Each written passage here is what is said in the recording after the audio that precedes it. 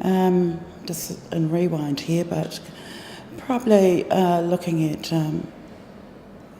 sex slaves or prostitution, and that a woman of colour really has been what my conversations have been about in regards to some of the artworks I've made in the past. But then on a broader level, it's really quite global, the conversation I'm having, because it's not only women of colour who go missing, and there's a lot of Eastern European women and Asian women, American women that go missing.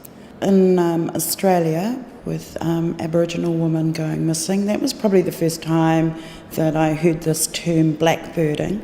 But blackbirding can actually refer to men going missing as well, usually taken from the sugar fields, the cane sugar fields, and used as slaves, male and female. But I never heard of the males being used as sex slaves, but the females, yes. So Aboriginal women taken against their will and traded and used for men's pleasure on the pearling boats. Usually when I make a moving image work or animation, quite weirdly I actually see it in my head quite a while before I actually make the work. And then there's a process with my animations work is that I actually make the drawings or make the cutouts, and then I animate those to make a moving image work. Black Pearl,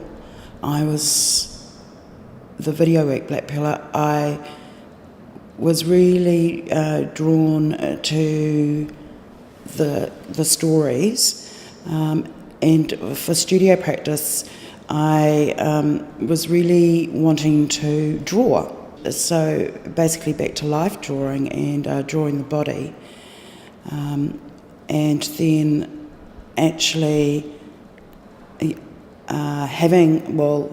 getting a sex worker, asking her if she could life model for me, and drawing her, because there was some, I suppose, not sexual acts, but there were positions, because I could see my storyline and I knew what poses I needed. And working with this sex worker, she was kind of on the same wavelength, and I didn't really have to direct her much, and I got to draw her a few times and also learn about, her and her job and what she does. And yeah, I'm not saying that it's not an issue.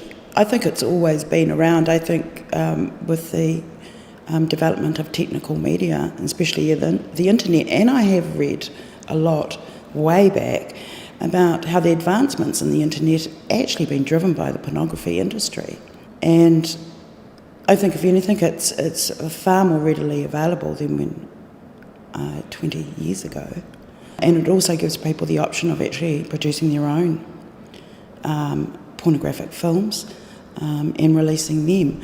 So in a way, it's given a freedom to people who are sexually interested in watching others and performing, and who get off on that.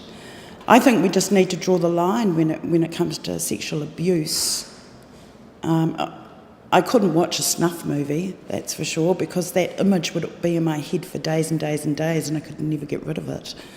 There are a lot of users of pornography who are responsible about watching pornography, and aren't necessarily